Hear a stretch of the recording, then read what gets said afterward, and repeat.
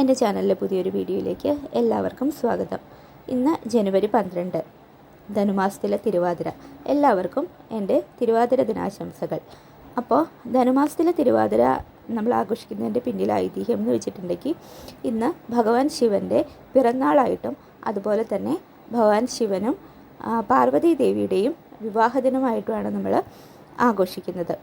അപ്പോൾ ഇന്ന് ജനുവരി 12 പകൽ 11:26 മുതൽ നാളെ ജനുവരി 13 പകൽ 10:39 വരെയാണ് തിരുവാതിര നാൾ നിൽക്കുന്നത്.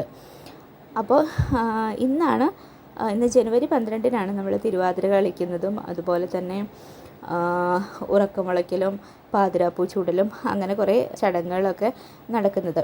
അതുപോലെ തന്നെ ഇന്നേ ദിവസം പ്രധാനപ്പെട്ട ഒന്നാണ് എട്ടങ്ങാടി പുഴുക്ക് അല്ലെങ്കിൽ എട്ടങ്ങാടി നിവേദ്യം, തിരുവാതിര പുഴുക്ക് എന്നൊക്കെ പറയുന്നത്.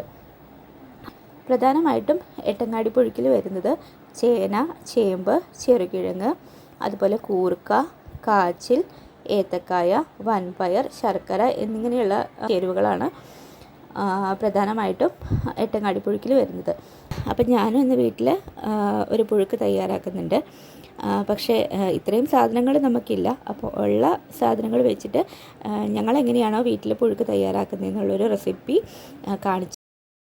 വളരെ പെട്ടെന്ന് തന്നെ നമുക്ക് തയ്യാറാക്കിയെടുക്കാവുന്ന ഒരു വിഭവമാണ് കേട്ടോ ഈ എട്ടങ്ങാടി പുഴുക്ക് അല്ലെങ്കിൽ ഈ തിരുവാതിര പുഴുക്ക് എന്ന് പറയുന്നത്. അപ്പോൾ ഇന്ന് ഞങ്ങൾ വെക്കുന്ന പുഴുക്കിലുള്ള സാധനങ്ങൾ എന്ന് പറഞ്ഞിട്ടുണ്ടെങ്കിൽ ചേമ്പ്, ചെറുകിഴങ്ങ്, അതുപോലെ കപ്പ, പിന്നെ ചെറുചേമ്പ്, കാച്ചിൽ, ഇത്ര ഇട്ടിട്ടാട്ടോ നമ്മൾ ഇന്ന് പുഴുക്ക് വയ്ക്കുന്നത്. അപ്പോൾ ആദ്യം തന്നെ നമ്മുടെ ചേരുവകളെല്ലാം വൃത്തിയാക്കി കഴുകി എടുത്ത് അരിഞ്ഞതിന് ശേഷം കുക്കറിലേക്ക് ഇട്ടു. കുക്കറിലിട്ട് കുറച്ച് മഞ്ഞൾപ്പൊടിയും ഉപ്പും വെള്ളം ഒഴിച്ചിട്ട് ഒരു 2 വിസിൽ വരുന്നത് വരെ ഒന്ന് വേവിച്ചെടുക്കുക. അതിനുശേഷം അതവിടെ വേവുമ്പോഴത്തേക്കും നമുക്കൊരു അരപ്പ് തയ്യാറാക്കണം.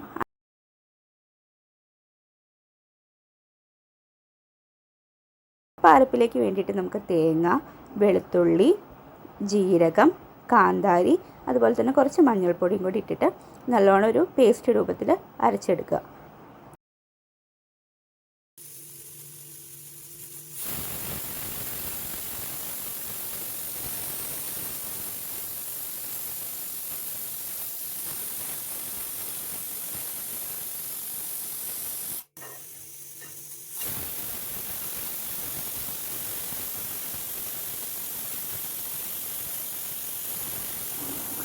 അപ്പോൾ നമ്മൾ എയർ പോയി കഴിഞ്ഞതിന് ശേഷം കുക്കർ തുറന്നിട്ട് നമ്മൾ ആദ്യം തയ്യാറാക്കി വെച്ചിരിക്കുന്ന അരപ്പും കൂടി ഇട്ട് ഒന്ന് കുറച്ച് വെള്ളവും കൂടെ ചേർത്ത് നല്ലോണം ഒന്ന് ഇളക്കി യോജിപ്പിച്ചതിന് ശേഷം ശരിക്കും ഒന്ന് തിളപ്പിച്ചെടുക്കുക കേട്ടോ.